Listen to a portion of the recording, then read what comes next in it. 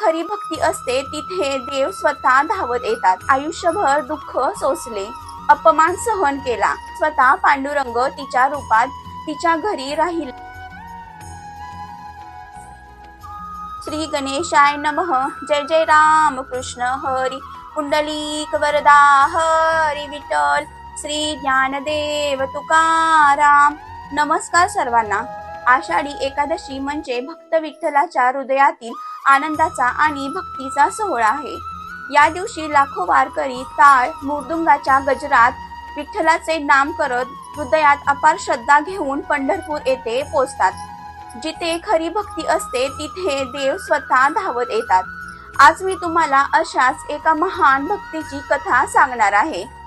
एका अशा स्त्रीची जिने आयुष्यभर दुःख सोसले, अपमान सहन केला, पण विठ्ठलाचे नाम कधीच सोडले नाही आणि तिच्या भक्तीने प्रसन्न होऊन स्वतः पांडुरंग तिच्या रूपात तिच्या घरी राहिले आणि तिची सर्व कामे करू लागले. चला तर मग आषाढी एकादशीच्या पवित्र निमित्ताने ऐकूया विठ्ठलाच्या अनन्य भक्त संत सखुबाईंची हृदयस्पर्शी कथा. सखुबाई कोण होत्या? सखुबाई एका साध्या गरीब पण अत्यंत धार्मिक कुटुंबात जन्मल्या होत्या. लहानपणापासूनच त्यांना विठ्ठलाचे नामस्मरण आणि भक्तीची आवड होती. त्यांच्या ओठावर नेहमी विठ्ठल विठ्ठल जय हरी विठ्ठल असे नाम असायचे. लग्नानंतर त्या सासरी गेल्या. सासरी त्यांना खूप त्रास सहन करावा लागला. विशेषतः त्यांची सासू अत्यंत कठोर स्वभावाची होती. मग सासरी होणारा छळ. सखुबाईंना पहाटेपासूनच रात्रीपर्यंत सर्व कामे करावी लागत. धान्य दळणे, पाणी भरणे, स्वयंपाक, जनावरांची सेवा, साफसफाई सर्व कामे त्या हसतमुखात करत. तरीही सासू त्यांना रागवत असे, उपाशी ठेवत असे आणि विठ्ठलाचे नाव घेण्यावरही रागवत असे. पण सखुबाईंची श्रद्धा कधीही कमी झाली नाही. त्या प्रत्येक दुःखात म्हणत राहत, माझा विठ्ठल माझ्या सोबत आहे. मग त्यांना पंढरपूर वारीची ओढ लागली. एकदा आषाढी एकादशीची वारी निघाली होती. टाळ मृदुंगाच्या गजरात वारकरी पंढरपूरकडे जात होते. सखुबाईंना त्यांच्यासोबत विठ्ठलाच्या दर्शनाला जायची तीव्र इच्छा झाली. त्यांनी सासूकडे परवानगी मागितली, पण सासूंनी स्पष्ट नकार दिला. मग सखुबाईंना बांधून ठेवण्यात आले. सखुबाई पुन्हा पुन्हा वारीला जाण्याचा आग्रह करू लागल्या. रागाच्या भरात सासूने त्यांना एका खोलीत बंद केले व बांधून ठेवले. अन्न पाणीही दिले नाही. सखुबाई मात्र अश्रूंनी विठ्ठलाला हाक मारत राहिल्या, पांडुरंगा, तुझ्या दर्शनाशिवाय माझा जीव कसा राहील? मग विठ्ठल स्वतः सखुबाईंच्या रूपात आले. आपल्या भक्तांचे दुःख पाहून विठ्ठलाला राहवले नाही. भगवान विठ्ठल स्वतः सखुबाईंचे रूप धारण करून त्यांच्या घरी आले. खऱ्या सखुबाईंना त्यांनी मुक्त केले आणि म्हणाले, सखू, तू निर्धास्तपणे पंढरपूरला जा. घरातील सर्व कामे मी तुझ्या रूपात करतो.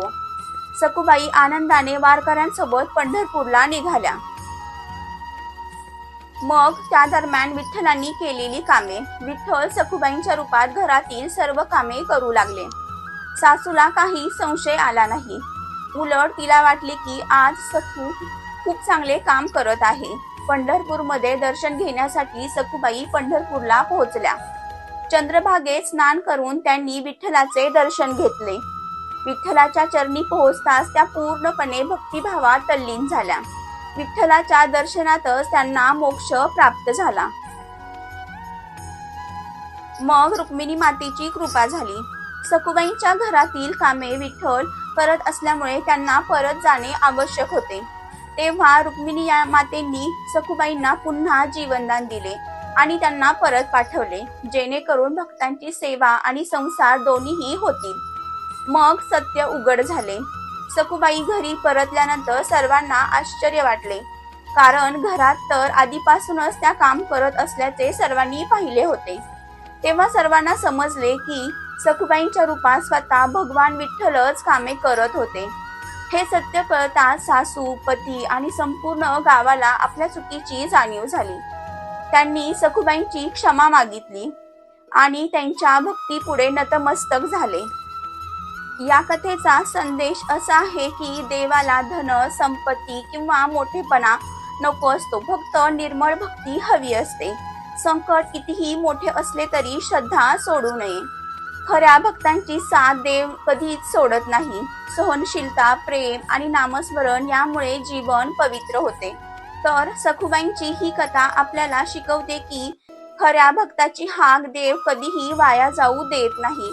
श्रद्धा, संयम आणि निरपेक्ष भक्ती असेल तर विठ्ठल स्वतः आपल्या भक्तांच्या मदतीला धावून येतात.